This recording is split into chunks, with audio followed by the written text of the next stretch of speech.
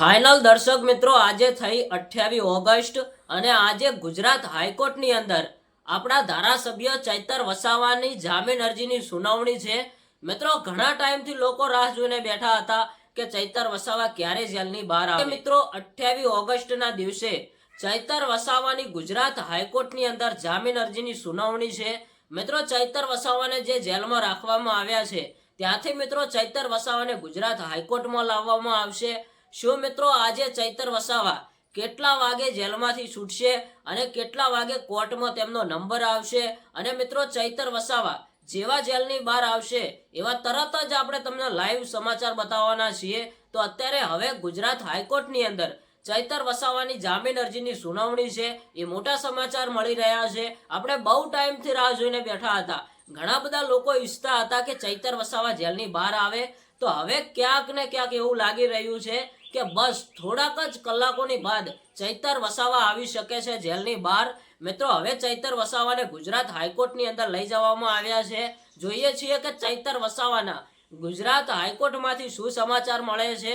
મિત્રો વારંવારની જેમ 2 કે 3 વખત પહેલા ચૈતર વસાવાના જામીન રદ થયા હતા। કોઈ પણ નાના મોટા કારણોસર ચૈતર વસાવાના જામીન રદ થતા હતા, પણ આજે 28 ઓગસ્ટ આજે તો 100% ચૈતર વસાવા જેલમાંથી છૂટશે એવું લોકો કહી રહ્યા છે અને ઘણા બધા લોકોની એવી ઈચ્છા પણ છે કે ચૈતર વસાવા જેલની બહાર આવે ત્યારે અમે તેમનું ધામધૂમથી સ્વાગત કરીએ।